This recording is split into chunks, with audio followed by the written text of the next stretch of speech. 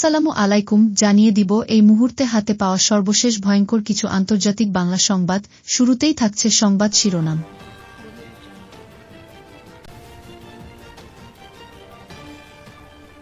ফিলিস্তিনি শিশুদের মৃত্যুদণ্ডর পরামর্শ ইসরায়েলি রাষ্ট্রদূতের। গাজা যুদ্ধবিরতি নিয়ে ট্রাম্প ও আল নাহিয়ানের ফোনালাপ।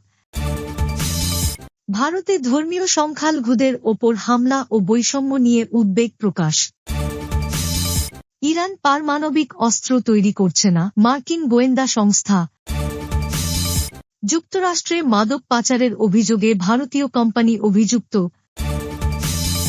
সর্বশেষ জানিয়ে দিব প্রতিরক্ষা প্রযুক্তি রপ্তানিতে চীনের নতুন গন্তব্য বাংলাদেশ। এতক্ষণ শুনছিলেন সংবাদ শিরোনাম, এখন বিস্তারিত। প্রিয় দর্শক, আপনি যদি এই চ্যানেলে নতুন হয়ে থাকেন, ভিডিওটি দেখতে দেখতে চ্যানেলটি সাবস্ক্রাইব করে আমাদের সাথেই থাকুন। ফিলিস্তিনি শিশুদের মৃত্যুদণ্ডর পরামর্শ ইসরায়েলি রাষ্ট্রদূতের। ফিলিস্তিনের অবরুদ্ধ গাজা উপত্যকায় বন্দুক বা গ্রেনেড হাত দিয়ে ধরার জন্য ফিলিস্তিনি শিশুদের মৃত্যুদণ্ড কার্যকরের পরামর্শ দিয়েছেন অস্ট্রিয়ায় নিযুক্ত ইসরায়েলি রাষ্ট্রদূত ডেভিড রোয়েট। এই বিতর্কিত পরামর্শ তিনি ইউরোপের দেশ ইনসব্রুকে ইহুদি সম্প্রদায়ের সঙ্গে এক রুদ্ধদ্বার বৈঠকে উত্থাপন করেন। বৈঠকটি ছিল একটি বন্ধ পরিবেশে, যেখানে রোয়েটের বক্তব্য গোপনে রেকর্ড করা হয়েছিল এবং পরবর্তীতে তা ফাঁস হয়ে সংবাদ মাধ্যমে প্রকাশিত হয়।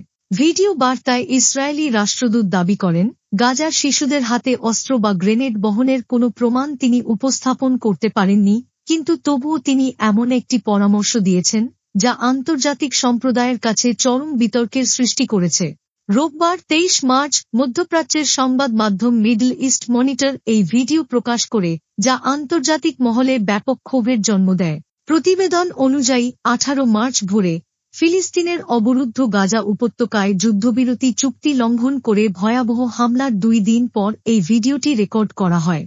ইসরায়েলি রাষ্ট্রদূত এই সময় বেসামরিক হতাহতের বিষয়ে আন্তর্জাতিক উদ্বেগকে অগ্রাহ্য করে সাফ জানিয়ে দেন, আপনি বিশ্বাস করছেন যে ইসরায়েল ইচ্ছাকৃতভাবে শিশুদের লক্ষ্যবস্তু করছে, যা সঠিক নয়।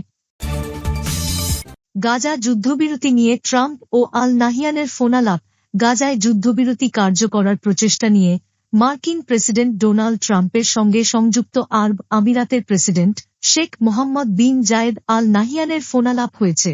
মঙ্গলবার প্রকাশিত এক প্রতিবেদনে এমন দাবি করেছে আমিরাত ভিত্তিক বার্তা সংস্থা ওয়াম। ব্রিটিশ বার্তা সংস্থা রয়টার্সের প্রতিবেদনে বলা হয়, ট্রাম্পের সঙ্গে ফোন কলে গাজার অধিবাসীদের জন্য ত্রাণ সহায়তা নিশ্চিতের ওপর জোর দিয়েছেন আল নাহিয়ান। এছাড়া স্থায়ী শান্তির জন্য 2 রাষ্ট্রভিত্তিক সমাধানে যুক্তরাষ্ট্রের সমর্থন চেয়েছেন তিনি।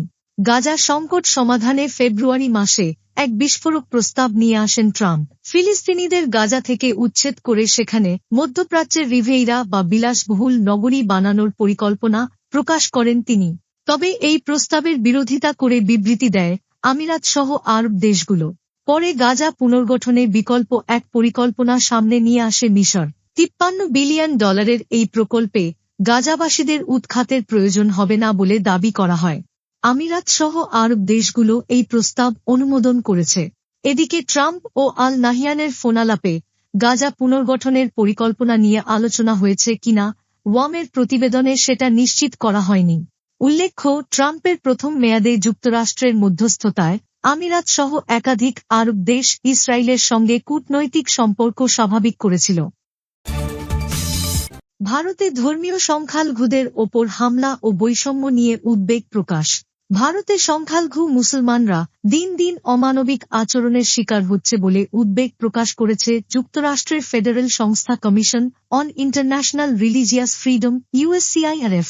সংস্থাটির 2025 সালের বার্ষিক প্রতিবেদনে এই উদ্বেগ প্রকাশ করা হয়েছে বলে জানিয়েছে বার্তা সংস্থা রয়টার্স। একই সঙ্গে যুক্তরাষ্ট্র ও কানাডায় শিখ বিচ্ছিন্নতাবাদীদের গুপ্তহত্যার ষড়যন্ত্রে জড়িত থাকার অভিযোগে ভারতের বৈদেশিক গুপ্তচর সংস্থা রিসার্চ অ্যান্ড অ্যানালাইসিস উইং এর ওপর সুনির্দিষ্ট নিষেধাজ্ঞা আরোপের সুপারিশ করেছে সংস্থাটি।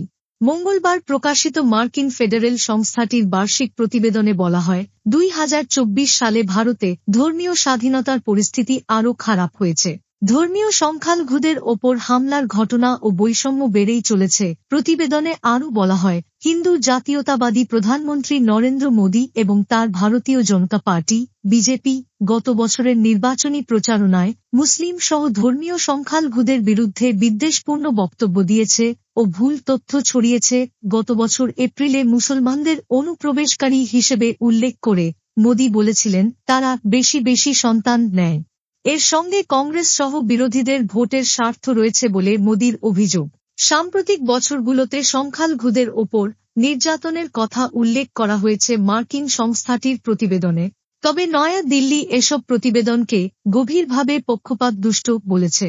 2014 সাল থেকে প্রধানমন্ত্রী পদে থাকা মোদী বরাবরই ধর্মীয় বৈষম্য ও নিপীড়নের অভিযোগ অস্বীকার করেছেন। এসব অভিযোগের বিপরীতে মোদীর ভাষ্য, তার সরকারের বিদ্যুতায়ন ও ভর্তুকি থেকে সংখ্যালঘুরা ব্যাপকভাবে উপকৃত। ধর্মীয় স্বাধীনতা লঙ্ঘনের জন্য ভারতকে কান্ট্রি অফ পার্টিকুলার কনসার্ন হিসেবে তালিকাভুক্ত করার পাশাপাশি নিখিল যাদব ও রের বিরুদ্ধে সুনির্দিষ্ট নিষেধাজ্ঞা আরোপের সুপারিশ করেছে ইউএসসিআইআরএফ। মানবাধিকার কর্মীরা বরাবরই ভারতীয় সংখ্যালঘুদের দুর্দশার কথা তুলে ধরছেন।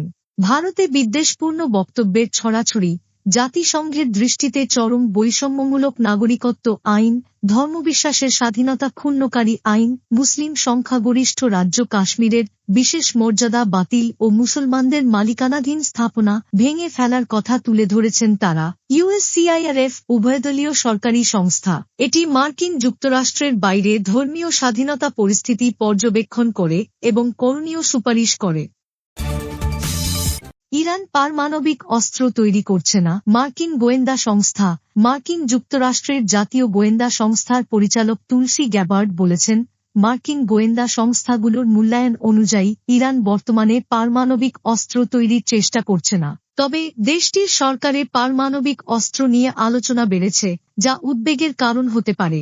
এছাড়া গ্যাবার্ড উল্লেখ করেন, ইরানের ইউরেনিয়ামের মজুদ সর্বোচ্চ স্তরে পৌঁছেছে, যা নজিরবিহীন। ইরানকে ওপর আরোপিত নতুন নিষেধাজ্ঞার প্রভাব এখনো পুরোপুরি কার্যকর হয়নি, তবে তেহরান বার্তা শুনেছে।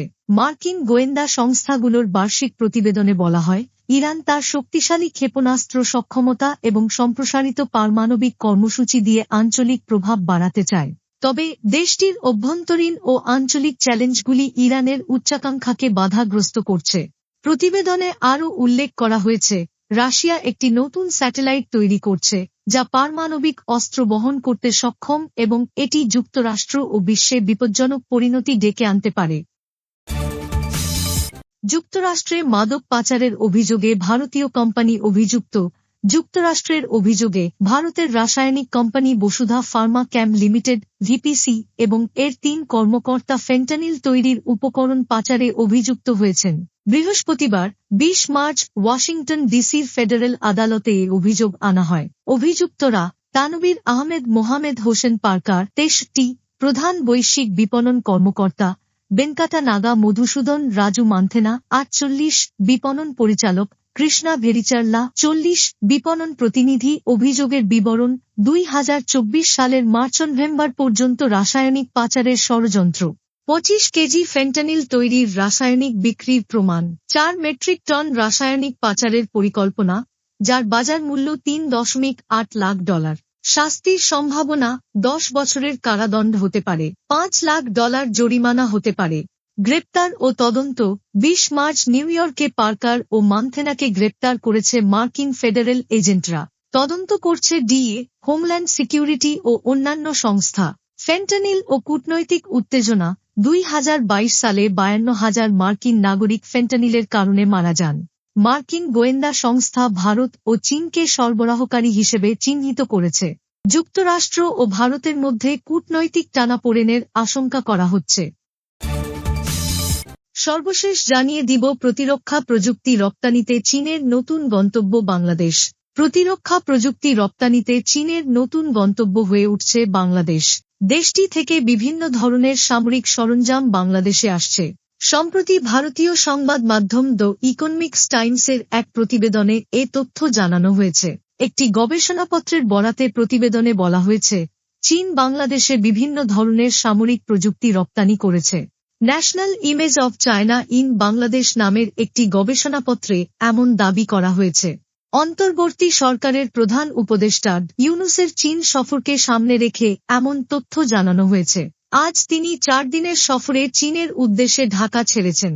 গবেষণাপত্রে দাবি করা হয়েছে, চীন ছোট ও মাঝারি আকারের অস্ত্র যেমন রকেট লঞ্চার, ম্যানপ্যাড, হালকা ইউটিলিটি যানবাহন ইত্যাদির জন্য বাংলাদেশ অর্ডিন্যান্স ফ্যাক্টরি এবং বাংলাদেশ মেশিন টুলস ফ্যাক্টরি লিমিটেডে প্রযুক্তি হস্তান্তর করেছে। এর আগে 2012 সালে চীনের সহায়তায় বাংলাদেশ নৌবাহিনী খুলনা শিপইয়ার্ড লিমিটেডে প্রথমবারের মতো স্থানীয়ভাবে পেট্রোল জাহাজ নির্মাণ করে। এরপর এটিকে নৌবাহিনীতে যুক্ত করা হয়। এছাড়া 2014 সালে দুই দেশ সামরিক সহযোগিতার বিষয়ে 4টি চুক্তি স্বাক্ষর করে, যার মধ্যে একটি ছিল একটি চুক্তি যেখানে people's liberation army PLA Bangladesh সশস্ত্র বাহিনীকে বিনামূল্যে প্রশিক্ষণ এবং সরবরাহ সহ সামরিক সহায়তা প্রদান করবে। আরেকটি চুক্তিতে বলা হয়েছে, PLA বাংলাদেশ ইউনিভার্সিটি অফ প্রফেশনালসে একটি ভাষা ল্যাব স্থাপনে বাংলাদেশকে সহায়তা করবে। এর আগে 2024 সালের ডিসেম্বরে সাউথ চায়না মর্নিং পোস্টের এক প্রতিবেদনে বলা হয়, বাংলাদেশ পুরনো যুদ্ধবিমানগুলো আপগ্রেড করার কথা বিবেচনা করছে বলে মনে হচ্ছে। এক্ষেত্রে চীনের জেটেন একটি ভালো বিকল্প হয়ে উঠতে পারে। তবে পর্যবেক্ষকরা মনে করছেন 4.5 জেনারেশন বা প্রজন্মের এই মাল্টিরোল যুদ্ধবিমান দেশের বহরে একটি ব্যয়বহুল সংযোজন হতে পারে। এছাড়া এটি চীন ও ভারতের মধ্যে উত্তেজনা বৃদ্ধির ঝুঁকি তৈরি করতে পারে।